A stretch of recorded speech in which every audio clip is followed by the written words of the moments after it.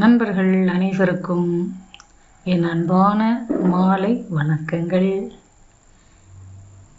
உங்களுக்கு மோட்டிவேஷன் சம்மந்தமாக ஒரு சின்ன கதை, சிறுகதை. இதை நீங்கள் கேட்கும்போதே உங்களுக்கே மிகவும் ரசிக்கும்படியாகவும், ஓ இப்படியோ அப்படி என்று ஒரு கணிப்பும் இருக்கும். அந்த கதையை சொல்கிறதுல நான் ஆர்வமாக இருக்கேன். எல்லாரும் நீங்களும் கேட்பீங்க, ரசிப்பீங்க அப்படின்னு நம்புகிறேன். இப்போ கதைக்குள்ளே போவோமா? இந்த சின்ன கதை தான், ரொம்ப டைம் எடுத்துக்க மாட்டேன். அதாவது ஒரு ஆராய்ச்சி கூடம், விஞ்ஞான கூடத்தில் ஒரு விஞ்ஞானி தன்னோட மேலதிகாரிகிட்ட போய் சொல்கிறார், நான் என் பிள்ளைகளை எல்லாம் இன்னைக்கு அந்த ஊரில் நடக்கிற ஒரு கண்காட்சிக்கு அழைச்சிட்டு போகணும் அப்படின்னு அவங்களுக்கெல்லாம் வாக்கு கொடுத்துருக்கேன். இன்றைக்கி கண்டிப்பாக அவங்கள கூட்டிகிட்டு போயிடுவேன்னு சொல்லியிருக்கேன். அதனால் எனக்கு இன்றைக்கி மட்டும் 5:30 மணிக்கு எனக்கு விடுப்பு கொடுக்கணும். நான் என் குழந்தைகளை போய் கூட்டிகிட்டு போகணும். அதனால் இதை முன்னாலே உங்களுக்கு தெரிவிச்சுட்டு எனக்கு அனுமதி வாங்கிக்கிறதுக்காக வந்திருக்கேன் அப்படின்னு அவர் மேலதிகாரிகிட்ட கேட்குறாரு. அந்த மேலதிகாரியும் ஓகே, நல்லது, நீங்கள் உங்கள் குழந்தைங்களை கூட்டிகிட்டு போயிட்டு வாங்க, 5:30 மணிலேருந்து நீங்கள் கிளம்பலாம் அப்படின்னு அனுமதி கொடுத்துட்டார்.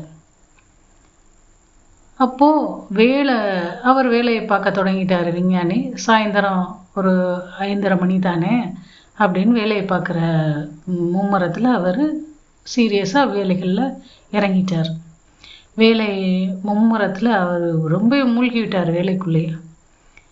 விஞ்ஞானி அந்த கடிகாரத்தையே அவர் சரியாக பார்க்கவே இல்லை. திரும்ப அவருக்கு அந்த வேலையிலிருந்து கவனம் மாறி, இன்னைக்கு நம்ம விடுப்பு கேட்டிருந்தோம்ல அப்படின்னு நினச்சி ஆஹான்னு வாட்சை பார்த்தா இரவு 8:30 மணி காட்டுது. அவருக்கு தூக்கி வாரி போட்டுருச்சு.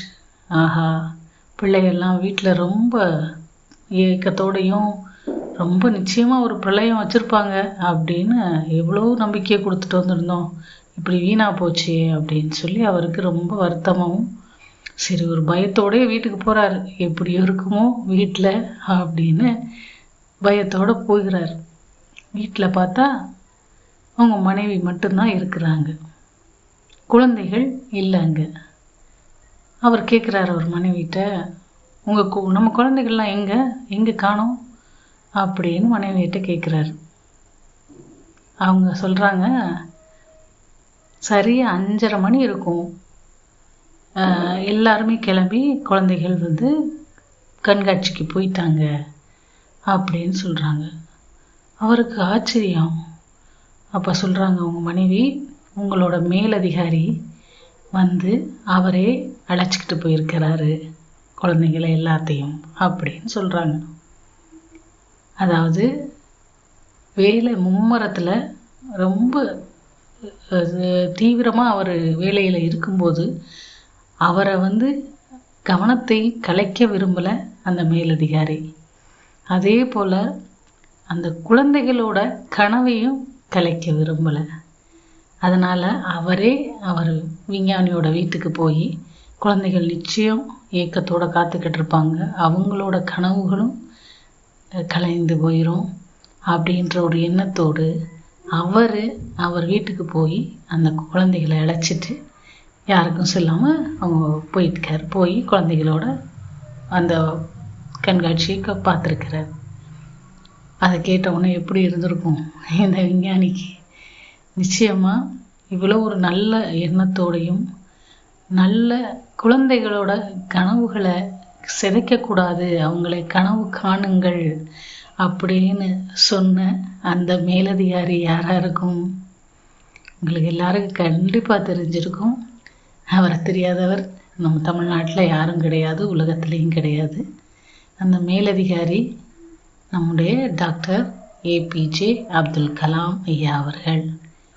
குழந்தைகளோட கனவுகளை கலைக்கவே விரும்பலைன்னு அப்பயே அவர் காமிச்சிருக்காரு. இன்னும் எத்தனையோ விஷயங்களில் குழந்தைகளோட கனவு நாயகனாகவும் அவரோட ஒவ்வொரு படியும் எளிமையாகவும் சீக்கிரமாக புரியும்படியாகவும் ரொம்ப அருமையான வாழ்க்கை வாழ்ந்து முடித்த நம்முடைய டாக்டர் ஏபிஜே அப்துல் கலாம் அவர்கள். இந்த கதை உங்களுக்கு கண்டிப்பாக பிடிச்சிருக்கும். உங்கள் கருத்துக்களை தயவுசெய்து எங்களுக்கு தெரிவிக்கிறேங்க. நன்றி.